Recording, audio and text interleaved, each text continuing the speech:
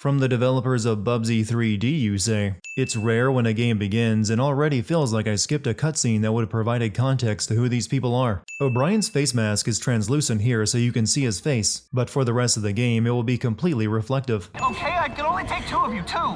Rather than put his injured wife and his best friend Boozer on the last chopper out of town, Deacon puts only his wife on board so he can carry Boozer out on foot. O'Brien had space on board for 2, and Deacon is the best suited to get out of the city on his own. I like to think even the government would have enough self-awareness to avoid naming their emergency response agency after a Roman emperor that famously fiddled while the city burned. Shouldn't the game be called Years Gone then? Or are they saving that title for the sequel in a 28 Days Later style naming pattern? We lost him. He can't be far. Deacon and Boozer are pursuing a bounty on Leon when they stop and find a woman he had just killed. Apparently after killing her, Leon got on his bike, rode up the road that Deacon just drove down, meaning they would have crossed paths, then turned around and drove back past the scene of his crime. After the fall of civilization, everyone will ride motorcycles. No exceptions, even when it would be safer and more practical. Don't look like you'd be suffering for too long. Leon, you got a little problem here. See, they can smell your blood from all the way down there. What do you suppose that feels like? Huh? Torn apart? This game does not go into the details on the virus that turned most of humanity into cannibalistic mutants. I did notice that oddly no one is worried about infection, and no one is ever seen turning. How this virus spread around the globe and wiped out civilization is a mystery, since it doesn't seem to be very contagious. Shot up my damn fuel pump. Can we get anything out of Leon's bike? Nah, it's done. Look, let's just go back to O'Leary Mountain. We'll head out in the morning, find some parts, and come back and get your bike. Crazy Willie's isn't far from here. Let's just head over there. Or you could drive back up the road a little ways and take the fuel pump from the bike that belonged to the woman Leon killed. So tomorrow, get the drugs, take him to Tucker, collect on Leon's bounty. Then I say we head north. This plan to drive north becomes this game's Arthur, I've got a plan, meaning it is oft talked about but never achieved.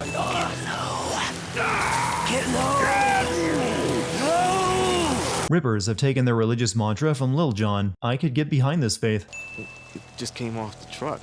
I mean, some dumb son of a bitch left it out in the shit. Rusted up good. We just partied it out. I mean, it didn't even have a fuel pump. We could have used that. Man, fuel pump like this one? For a mechanic who claimed to read The Art of Zen and bike repair, Manny didn't realize that the only thing wrong with Deacon's bike was the fuel pump. He also knows Deacon well enough to recognize Deacon's bike, so this shouldn't have happened. My old man had only one law, the United States Constitution. He could only see us now. America, land of the free. That must be why the sign outside your camp says martial law in effect. A group of drifters has been harassing my supply runs. They've moved into the radio tower west of O'Leary Mountain. Radio tower mission in an open world game cliche. I put together a new one. You call this piece of shit a bike? I know. It's not... Look, I'll keep an eye out for more parts. I'll hook you up. I swear. Okay, and what about my custom gas tank, Manny? You know, the one that I got from my dead wife. You gonna keep an eye out for that one too? Shouldn't all the parts you took off Deacon's bike still be in your shop? It was just a couple hours ago. There can't be that much demand. Hey, Boozer, I found some shit for your arm. Boozer? This won't be the only Boozer fake-out death in the game. God damn nest, that's gotta be close. There's another nest. Yeah, let's burn it up. The only time I find Deacon interesting is when he mutters to himself like a psychopath. The mere thought of murder is the only time he shows anything approaching a character. I only wish this personality carried over into the game's cinematics. Leon was running around strapped with 2 crowbars, one of which he used to pry open a grave to stash the drugs, the other to kill the woman by the road. The game doesn't let you shoot Nero personnel, stating that their flak jackets and environmental suits make them impervious. I could have bought that, if not for later the game throwing enemies in massive body armor at you but still letting Deacon bring them down. There's also no point in wearing biohazard suits. No one is ever seen being infected by the freaker virus in this game. Deacon walks through feces-covered nests and caves all the time and doesn't get so much as a fever. Note to Dr. Anderson. Your theory about the subjects devolving to a primitive state of nocturnal behavior is seeming more appealing all the time. End report.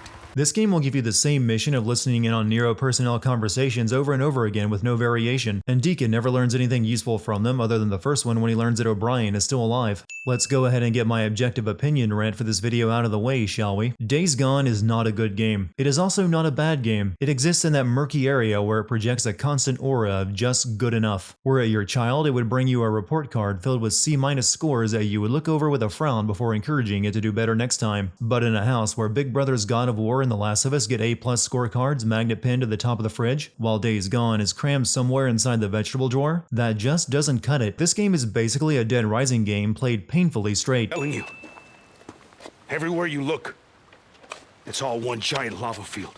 You cast the voice of John Redcorn. I expect him to sleep with Deacon's wife at some point. Crippers. This morning, one of my men spotted a large group of them coming over the pass. And no one stopped them. How the Tucker, you know we're already spread thin. This game is turning into every boring episode of The Walking Dead spliced together. You ever ride with a drifter, scars all over his face, carries a tire iron, goes by the name of Limbo? What's your favorite mission type in Days Gone? Is it tracking missions where you follow someone's footprints for a short distance? Tracking missions where you look at an object, then a motorcycle chase will ensue with lock-on targeting? Missions where you travel to a location and talk to someone? Or perhaps you like burning freaker nests and running from hordes? I would list more, but that's all the game has to offer. Did I mention this game takes over 30 hours to finish? Days Gone is an open world game that feels outdated in a lot of ways, such as Deacon not being able to swim. He has a swimming animation, but he drowns in just a few seconds. This long flashback to the night the outbreak began and Deacon and his wife Sarah were separated feels like it was supposed to be playable. The cutscenes jump around with zero context from one scene to the next and are broken up with loading screens. It feels exactly like a cutscene movie someone compiled on YouTube. 2 hours ago, this place was calling the feds. Yeah, they must have evacuated. Yeah, they must have bugged out. The Freakers are not zombies. They are still alive, just mutated, and they are just as vulnerable to damage as humans, so a military response should have been pretty effective at wiping them out. The virus doesn't seem to spread as easily as a zombie virus either, since a zombie gets back up after dying, whereas a Freaker will kill the one it attacks and eat them, meaning that victim is not coming back as a Freaker. This virus and pandemic make no sense. So I'm sort of lost. I was hoping you could help me out. I'm sorry, you're lost? Yeah, I'm looking for the old Belknap Road, and there's not a lot of signs around here. You gotta be kidding me. Both of you live and work in the same area. One of you had to know the location. I do research. You know, I study things. Let's put this formula together. Sarah was working at a research lab. Then a mutant cannibal virus caused the end of civilization. You couldn't make that future plot twist more obvious if you tried. Deacon had that gun in his bag but didn't use it when he confronted the men who almost ran him off the road. Lisa survived on her own in a town full of freakers and raiders for 2 years despite being this messed up. If she can pull that off, she hardly needs to be brought to Tuck for her own safety. You'll find that most missions are complicated by a group of random raiders that show up and shoot on sight for no reason. This has to be the buggiest AAA first-party game I've played in some time. Not only does the audio desync constantly, but the AI is garbage and the textures constantly fail to load, resulting in blocky cars and walls that even the original PlayStation could beat. I put a woman on your chopper. She was wounded. Yes. I remember a knife wound. She was cut pretty bad. I went to the refugee camp that you said you were taking her to. Everyone was dead, so I'm going to ask you again. How did you survive? The answer to this seems obvious to me. O'Brien is part of Nero. There was no reason to believe he stayed at the refugee camp the night he dropped your wife off there for treatment. If I don't hear from you, I don't care how long it takes, I'm going to track you down. And I'm going to do a lot worse than snap off an antenna. That's a pretty empty threat considering Deacon needs him to track down any leads on his wife. If he can't even find her on his own, how could he possibly find O'Brien? They won't let me leave. Why would you want to leave? It's safe here. I have to work. This girl, millennials. Maybe Deacon should have had this flashback to the time Sarah taught him how to make a poultice for burns back when Boozer was first injured. They like to show off how deep the relationship between Deacon and Sarah is by having Deacon always stay 10 feet behind Sarah whenever they are together. Come on, what is it? It's a long story. It's actually a short story. The devs didn't want to program swimming mechanics into the game. Mike said he'd kill you if he ever saw you again. Considering Iron Mike's character is that of a pacifist, I don't see why anyone would ever take this threat at face value. We do not have enough for those that pull their own weight, let alone a goddamn cripple. He's not a cripple. He can work. I say we throw them out on their asses. Mike, that is not who we are. Jesus, listen to you. And you tired of being Tucker's little bitch, finally? Raymond, huh? stop it. Don't call me that. I'm pretty tired, all right. Schizo is the type of character that always makes you wonder how he ever got the decent person in charge to trust him with responsibilities, since his personality is paper thin and so obviously opposed to anything approaching human decency. A liston knife. Yeah, it was used by doctors in the Civil War to perform operations in the field. Yes, but these days we have better tools for amputation. Even if you have none on hand, they would still be pretty easy to find. A liston knife from a museum is an odd choice. If you want me to risk my neck helping you find whatever her name, Sarah, then yeah, I'm gonna need you to do something for me. Before O'Brien can look into Sarah, he needs Deacon to listen in on other Nero agents talking about the virus and put GPS trackers on their choppers. O'Brien was a loyal Nero man until we met him. Now he acts like he's part of some internal resistance. As far as I can tell, nothing that important is ever learned on these missions other than some facts about the Freakers, something I would assume O'Brien is pretty well versed in since he's part of the group studying them in the field. Don't you kill the infected for money or whatever shit you barter with? Yeah, I kill freaks, but I don't carve them open while they're still alive and listen to them scream. Yeah, you just gleefully burn them alive. You're gonna want to see this. You're going to want to see this cliché. Schizo's character tends to change at the drop of a hat. He wanted to kick Deacon out of the camp as soon as he returned. Now he needs him to get inside Ripper territory to grab antibiotics from a crashed Red Cross plane since Iron Mike won't break the treaty. Discount Mr. X. At least give Boozer something to bite down on or get him drunk before you cut off his arm. Hell, tie his forearm with a tourniquet to stop him from bleeding to death while you cut. I heard what you did! From who? Schizo wouldn't have told you about crossing into Ripper territory since it was his idea, and Ricky has been busy helping with Boozer's surgery. No way this horde doesn't see Deacon and Iron Mike in broad daylight beside the road. Deacon even stands up to follow them with the horde still right beside them. They stand there all day, hibernating or whatever the hell freaks do. So what are you thinking, that we... Yep. Blow it the hell up. No one has ever had the idea of collapsing Freaker caves in order to thin out their numbers until now. This seems like such an obvious tactic that I'm surprised the Freakers are even still a problem. Stick a dynamite there, and there. We'll bring down a mountain of rock. You can also use some of those pipe bombs on you to do the same thing, but the game wants to get several missions out of collecting explosives that will never be used to close off the caves. It's pretty mucked up. I think I can clear it though. Run back down to the turbine. See if it's vibrating at all. After 2 years with zero maintenance, this dam would be in need of more repairs than a clogged intake to get it working, and leaving no one here to watch over it would see it quickly break down again. That's the one thing I miss. Riding on the open road. I thought I would cheer you up, Boozer, so I brought you your bike, the thing you can't ride anymore. Give me the map, I'll go get the explosives and Mike, I'll hey, people Will. inside. What the hell is going on? You may trust him, Mike, but I don't. Tell me, how much is Tucker paying for a box of TNT these days, huh? Schizo needs to make up his mind on which flavor of antagonist he's going for. First he wanted Deacon gone, then he conspired with him to help get antibiotics. Now he's back to his original act, and once inside the mine, he opens up and tries to convince Deacon to help him take over the camp, who knew bipolarism was an effective form of manipulation. Okay, you want to go now? We'll go now. But I'll hold on to this. Okay, I mean, there's a much bigger and more detailed map of the same area on the table. Look, he's got his issues, just like everybody else does. But he does his job. Iron Mike reminds me of an RPG protagonist that is desperate to earn the best ending by treating everyone with trust and compassion no matter how homicidal they may act. Deacon's flashlight defies reality, and not just because he has no visible flashlight on his body, but his light will even shine from his back when you turn the camera. Would it have been that hard to model a pocket flashlight onto him? This problem was solved back in the days of Silent Hill. Buddy lost the arm, bled out, and kept Taurus fed for a week. There was a clear path from here to the exit of the mine. Deacon and Schizo just went through it, but Schizo's men were somehow trapped inside for 2 weeks. What the hell? Can't get a shot! Oh, God damn it!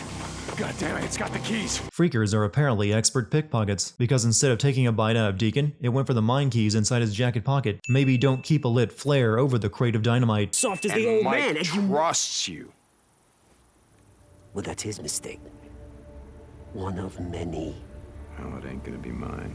It will be. Ricky is working on a truck. Why? I don't know, since no one ever uses vehicles and that truck has 4 flat tires and no windshields. It's about Boozer's arm. I saw that hook that you made for him, and it's great, but don't you think it might be better if, instead of a hook, I don't know, maybe with something like a knife or a blade or something, you know? A blade is actually worse since he's way more likely to injure himself on it, but the game has you go out of your way to find rare items just so Ricky can bolt a combat knife onto Boozer's stump. She could still be alive. Even after all this time, she could still be alive, you're saying? No. What do you mean, no? It was overrun? After all the identical stealth missions, O'Brien simply confirms that Sarah died in the other camp she was taken to when it was overrun. Deacon is lucky every squatter he comes across is violent. Otherwise, he is a psychopath. He straight up murders the people looting the abandoned church he and Sarah were married in. I guess the devs felt a flashback to a wedding was too boring, so they interrupted in the present with more squatters attacking the church. Either that or Deacon must kill to refill his flashback meter. After murdering squatters for wrecking the church, Deacon burns it to the ground. Making his murder of the squatters breaking pews for wood seem like the act of a crazy person. Good Whoa, night. hey. What happened? It's nothing. Come on, let's go see Addie. Lady, he crafts bandages and first aid kits on the fly. Do you really think he needs help treating a wound? I would also assume that a wound created by freakers would infect you with the virus, but apparently not. All this game has to do is state that a certain percentage of the population was immune and these sins go away. Problem is, Mike hasn't been able to find any det cord for this, has he? Wouldn't the mine you took the dynamite from have kept det cord? But I know where you can get some. Right here. Schizo should at least come up with a believable reason why there's a store of det cord in the Ripper camp that he somehow knows about. A Ripper bonfire. You ever seen one before? No. They call it a gathering. The Rippers are fans of both Insane Clown Posse and Little John, it would seem. What are you doing? Never trust a man who wears a bandana under his hat. Do you know who I am? So which member of the Seed clan are you? This game already feels like a Ubisoft open world game. Might as well have the same psycho villains. Jesse, the leader of the Rippers, has history with Deacon and Boozer. It comes completely out of left field. It makes me feel like I'm playing a sequel to a game nobody played. After having his right arm burned just as bad as Boozer, Deacon is oddly unaffected by the same injury. Boozer could barely move for days. No. That's not my name. Lisa, who was once captured and tortured by Rippers before being rescued by Deacon, decided to join up and follow their beliefs. Lisa, listen to me. Okay, they know you freed me. It's not safe here. How though? No one saw Lisa cut your ropes, and they aren't even aware that you're free. Hold up. What the hell was that? It's over. Yeah, Iron Mike negotiated a ceasefire. Considering they had a truce, what makes Iron Mike think a ceasefire is going to work? I made a deal with Carlos. Okay? Mike. But it wasn't. It wasn't to sell out the camp. I swear. It was just them. The two of them. Him and Boozer. Schizo has been the one to consistently claim that you can't trust the Rippers. I wish he had an ounce of consistency in his character. This is my camp. My people. You don't come here with some blood-stained flag of truce. When Deacon arrived, it was stated that Iron Mike had negotiated a ceasefire. I'm not sure what he negotiated with, since it seems like the deal-making is still going on and he gave the Rippers nothing. I need to go and get the explosives from the lodge and the det cord from Schizo's cabin. You don't even know that Schizo brought the det cord back here with him after he knocked you out. Hey, what are you doing? Figured I'd take this bag of explosives down there and ask them if they didn't mind us, blowing them the fuck up. You want to take a pistol with you? I mean, your left hand is still good. Boozer set these explosives off with a det cord. Det cord needs to be measured precisely in order to set off explosives in a coordinated manner, and that's in a controlled situation. Boozer set these off while being shot at. There is no way he got everything just right for the charges to go off perfectly. As if this game didn't already feel like Sony making one of Ubisoft's open world games for them, they went ahead and added a drug-induced boss fight with Jesse. Losing one weapon in a cutscene means you lose all of your weapons. It's either us or them. It's always us or them. Shame on you, Deacon, for getting rid of that gang of psychopaths that attacked the camp and killed our people. I let him go. Schizo. Ain't no way he was getting a fair trial. Maybe a fair trial was impossible because Schizo is so obviously guilty. Did that never occur to you? Way too much of Deacon and Sarah's relationship is told through flashbacks. All right, listen, that night you bugged out. You told me that you didn't take any civilians, you just took Nero personnel, feds, people with clearance. I told you there was Shut up, listen to me. Sarah, my wife, she had clearance. She had her ID badge with her the night that I put her on your chopper. It took Deacon a long time to remember that his wife was a researcher at a secure lab and therefore had clearance she could have used to get out of the refugee camp before it was overrun. The wife bugged out with a recon unit. East of Fort Rock. Take me there. Satellite. Somewhere around Crater Lake, but it's a no-fly zone, okay? I got outposts, rockets, RPGs. You would think with the Rippers gone, this game would be just about over. But no, it's about to introduce a new antagonist and an entire new cast of characters, forcing you to play for many, many more hours. This is the equivalent of your boss asking you to come in on a Saturday. You know a way over the Tealson Pass. You told me once that I told you nothing. Go on. I can't help you, Deke. Just draw me a goddamn map. Couldn't you just look at a map? This isn't the era where mountain passes were national secrets. You know what I think, Deacon? I think that you're afraid to be here. You're afraid to be a part of something. We need you here, and that scares the hell out of you. Screw what you want, Deacon. We matter more than your wife. It's been a while since I played a game with a cast this unlikable. Deacon came across these militiamen guarding the pass over the mountains. Yet even though the militia knows about the pass, they are unaware of the other camps over the mountain. We're fighting a war out here. You sure you're up for it? The better equipped and trained armies of the world couldn't stop the freakers. Why would a small militia stand a chance?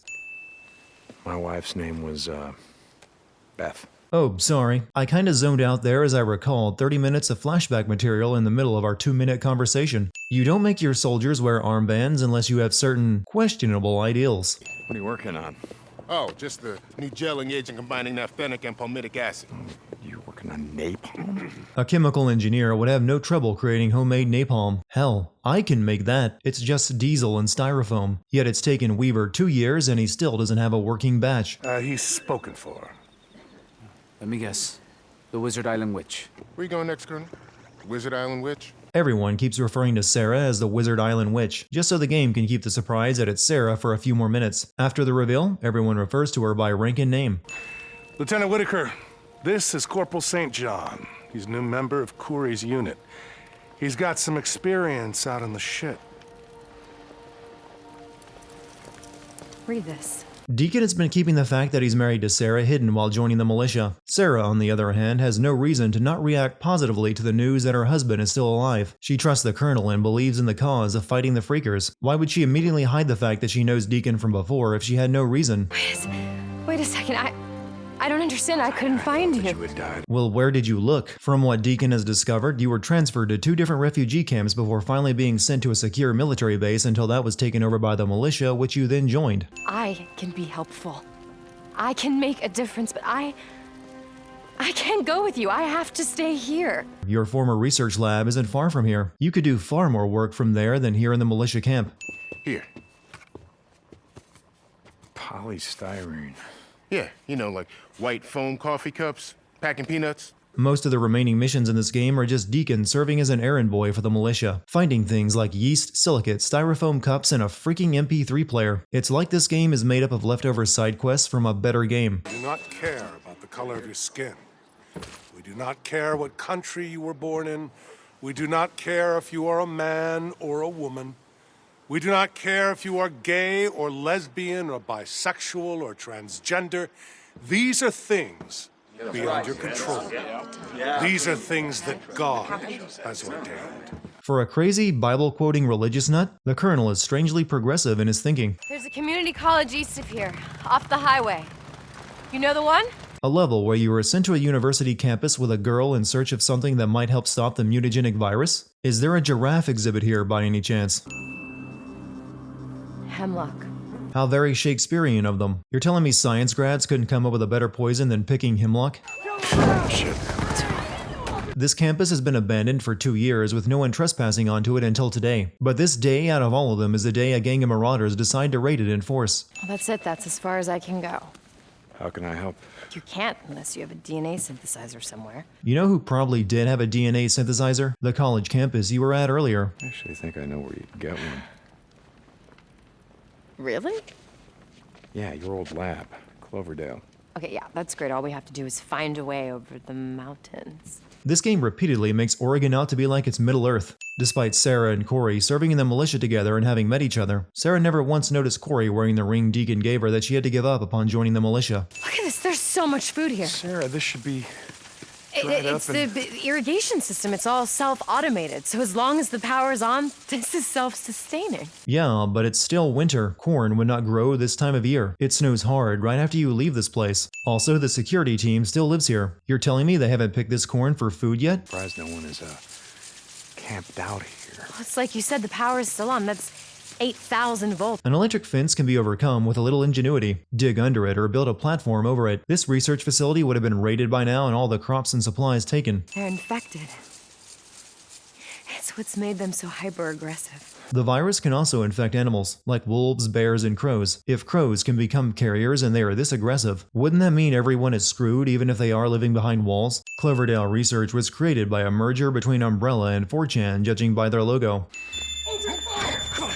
What a terrible trap. The security team knew they were coming in through the back door, so they took up positions on the floor below that gave them no firing position on Deacon and Sarah and allowed the two of them to get into cover from an elevated position.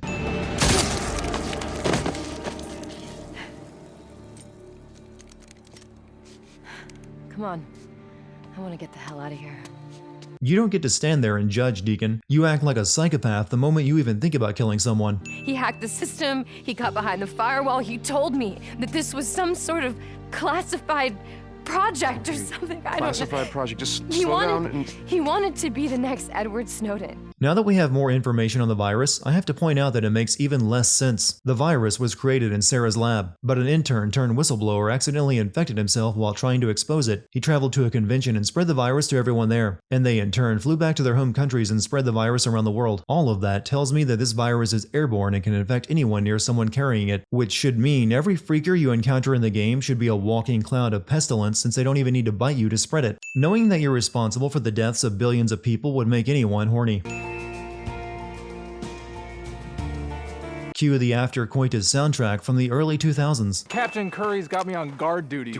Like, something's gonna happen to the doc in the middle of all this. Yeah, it's a tough job, but I'm sure you got it covered. I'm feeling no pain, brother. Doc's got me on some oxy. Everyone else may have failed to notice Taylor as a junkie, but I doubt the doc wouldn't. So giving the guy who is armed and in charge of guarding you and the medical supplies OxyContin is probably the last thing he would ever do. Do you want to go on a run with me? I used to ride myself before the world went to hell, you know. All right, well, let's go. It's been a while since I've been on a run. I was going to go with Corporal St. John. No. I don't think so. Then again, this doctor is so dumb he wants to risk his life by going on a mission with a deacon even though he is the only physician in the militia. The game presents this as the colonel being authoritarian by keeping Doc from going, but were I in the colonel's place, I would make the same decision. Despite the crazy religious aspect of him, he is the most sound leader in the game. I didn't mean to kill him, man. He wasn't supposed to be there. Wouldn't you have been the one to know if the doc was in the tent? You were assigned to guard it after all. Maybe restrain the newt before putting it on your bike and bringing it into camp. I would still love to know what the infection vector of this disease is. That newt is spitting blood all over them and it is apparently no concern. Are you trying to cure it? I thought that once I got the original cell line from Cloverdale that I could create antibodies for the virus, and I could reverse engineer it. Jesus. And now all of that work, everything that I have worked on is for nothing. No actual scientist would be this surprised or disappointed that the first test was a failure. It takes a lot of work to design drugs to treat disease. We're going back to Cloverdale. They got better equipment. We're gonna dig into their research deeper. Well, there's an idea that the smart girl with a PhD should have had 2 years ago. Lieutenant Weaver's weapon is finished. Weaver spent 2 years making a napalm Molotov that still needs to be lit and thrown. I've got more Molotovs, ammo in my saddlebags. Good. In other words, the napalm Molotov isn't all it's cracked up to be since Deacon still needs a ton of other weapons. I've been working on a new assignment. Poison this time. Sarah doesn't actually need hemlock for anything since she is trying to design a cure to the virus, but this needs to be set up now for the ending, so picking hemlock it is. Whatever, dude, I don't care. I need an MP3 player. Earbuds, anything. Don't you mean phone? Who actually carries a standalone MP3 player? Where are you? Center of Crater Lake, Wizard Island, militia camp. Disable the RPGs. Disabling the RPG so the Nero chopper can fly in and pick up Deacon and Sarah amounts to disabling exactly one RPG. Not exactly the no-fly zone O'Brien has made this place out to be. Tell me what you saw and don't lie to me, son. I'll know. At Lost Lake Camp, he attacked a woman. That would also mean you are admitting to coming from Lost Lake, meaning the Colonel in his current mental state would likely not trust Schizo either, since the Colonel is now so deluded that he declared holy war on every other camp for imagined crimes. He wasn't wearing a shirt. Son of a bitch has a tattoo covering his back. Deacon has several tattoos all over his body that can be easily seen. It's not a stretch of the imagination that he would have one on his back as well. Take this drifter to lockup. Tomorrow at 0700, he will stand trial. And he will hang. Why even bother with a trial if the outcome is already determined? This was taken from the lieutenant. when she came into the camp. My guess is, it's yours. It's a wonder it was never taken from you, since no one is allowed to wear jewelry or personal effects in the militia. And I gotta ride north. I gotta warn Iron Mike. It's way too late for that now. Why? They spent all night clearing the Santiam Pass. What? A convoy rode out early this morning heading north. In the future, Corey changes his name to Preston Garvey and gives out pointless missions. He even leaves this game by telling Deacon about a settlement under attack by raiders. I was wrong, Deke. It only took 2 attacks on my camp and me being mortally wounded by the guilty man I set free to convince me that maybe being the naive idealist in a zombie apocalypse is a bad idea. Okay, so I found this in a survivalist bunker.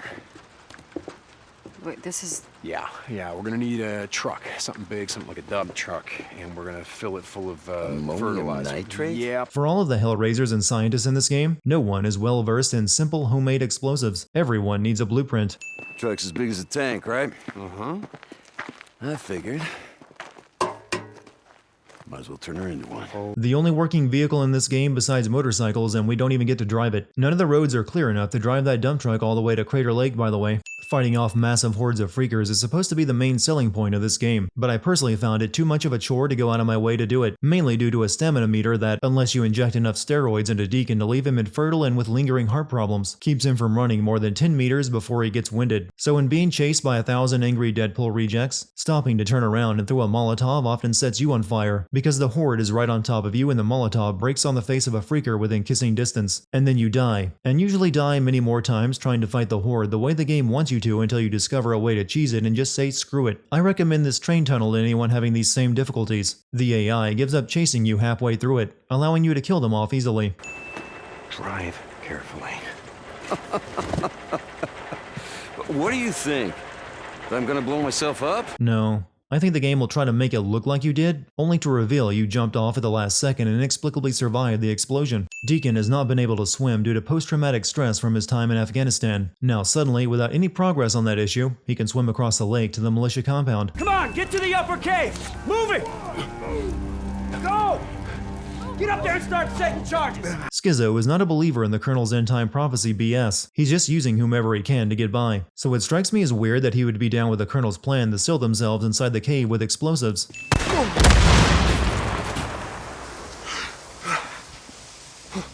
Son of a bitch! I'm gonna kill you with my bare hands! This isn't even a case of losing your weapons in a cutscene. Schizo tries to blow Deacon up, and Deacon's weapons just vanish from his back after he states he will kill Schizo with his bare hands. Maybe add a light source so I can see what Deacon is doing to Schizo? The Colonel didn't notice the obvious hemlock flower in his tea despite looking right into the cup while drinking it. No. I jumped.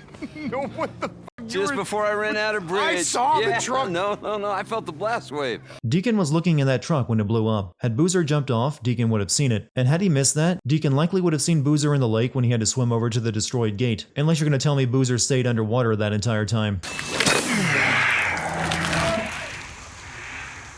As it turns out, this is the same virus from the I Am Legend movie. Sequel baiting. Roll credit? Oh, they did.